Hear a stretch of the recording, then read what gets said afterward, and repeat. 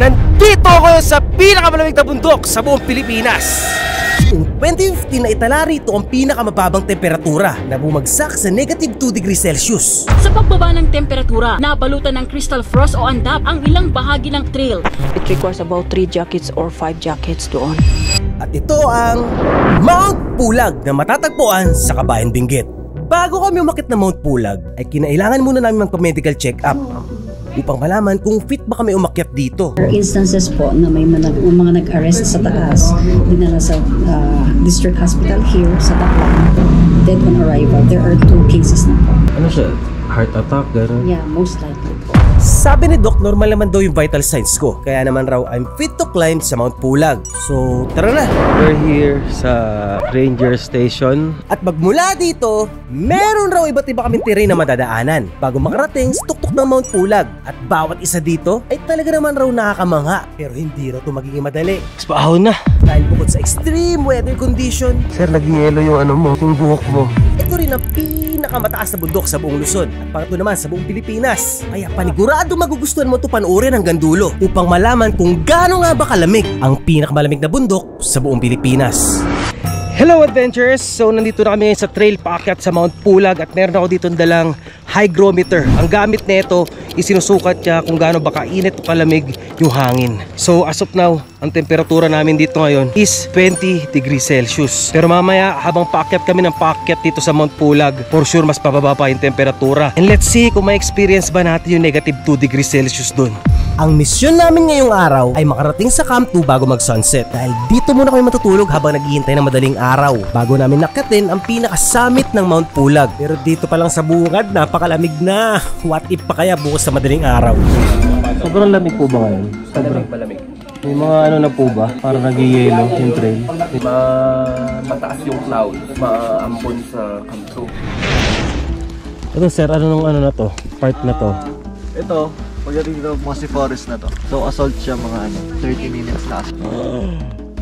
Ano alam po yung assault, pero ano ba yung assault sir? Ano ibig sabihin ng assault Yung pala? matarik yung ano natin, yung dadaanan natin, almost magagapang ka na paakyat ng bundok.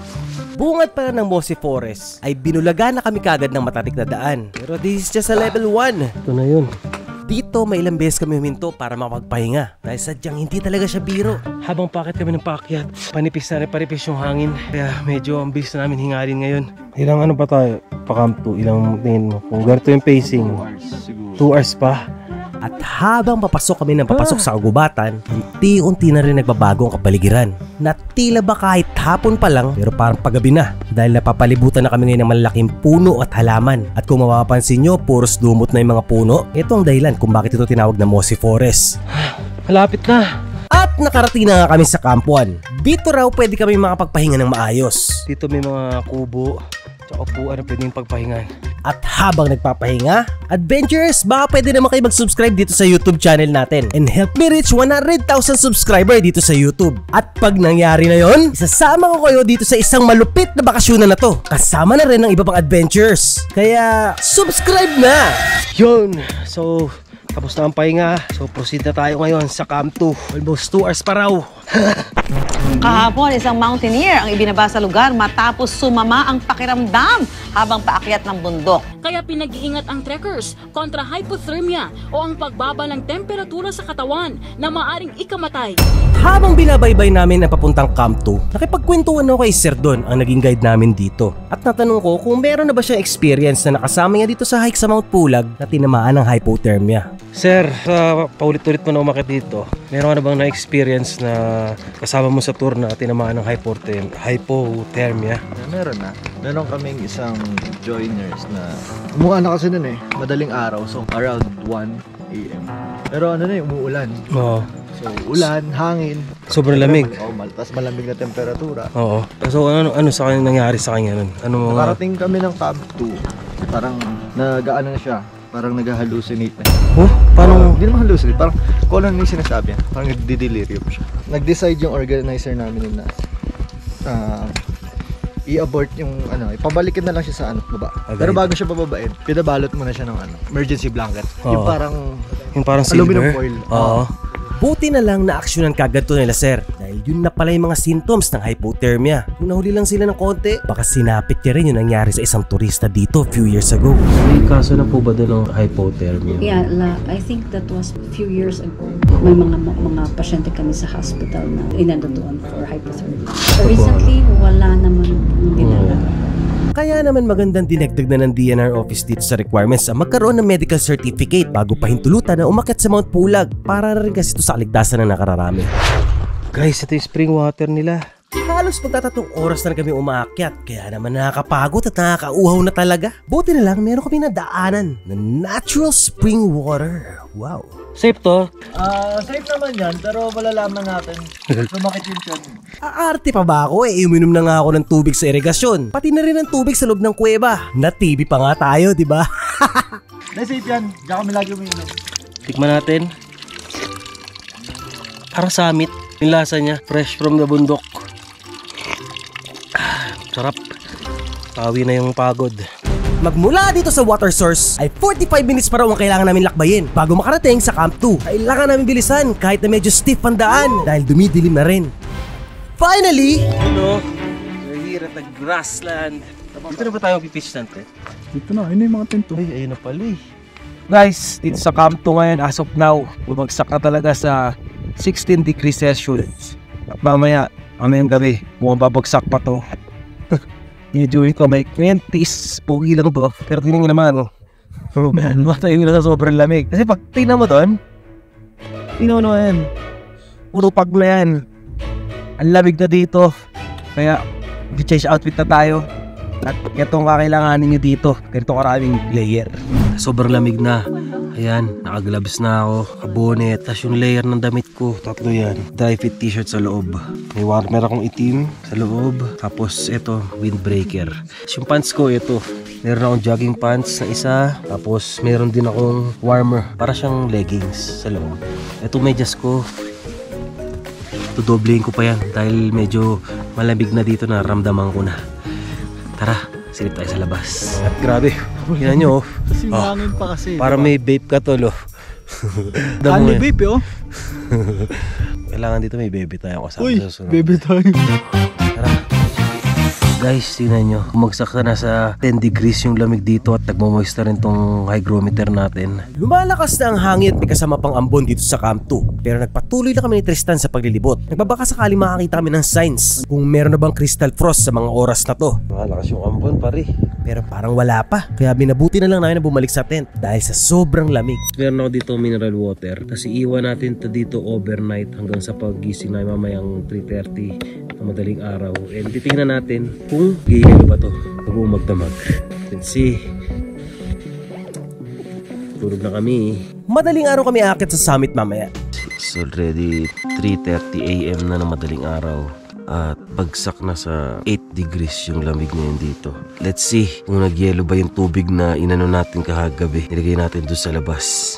Nilipat ko dito kagabi kasi baka itapon dun kagabi kasi daanan ng tao dun.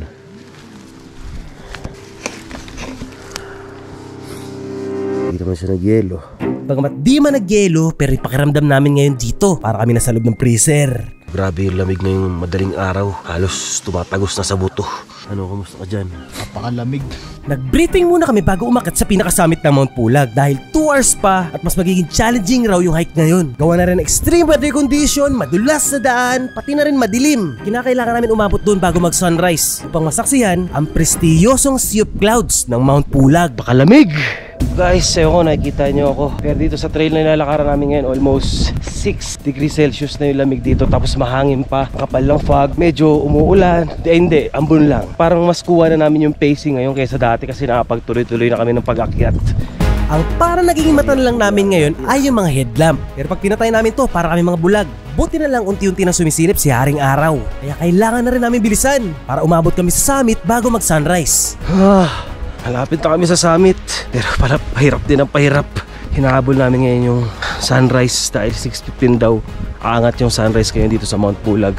Let's go! As of now, 5:50 AM na madaling araw. At 25 minutes na lang sisikat ng sunrise. Kaya kailangan na namin ito bilisan. Grabe guys. Papalapit na papalapit pero hirap ng pahirap paakyat sa summit. Pero dito pa lang, ayun o, kung nakikita nyo sa likod ko, Dumudungaw na yung Sea of Clouds. Misipon pa ako. Pagkatapos ng 2 oras na maginaw na pag-akyat, sa wakas! Nakarating rin kami bago mag-sunrise. Guys, we're here. Nasa hangin. Grabe, medyo may fog pa pero mamaya-maya daw mawawala rin yung fog na yan at makikita natin yung 360 view ng Sea of Clouds dito sa Mount Pulag. At tuluyan na nga nagpakita si Haring Araw. Sa ngayon bumagsak na sa 2 degrees ang temperatura dito. Almost freezing point na to.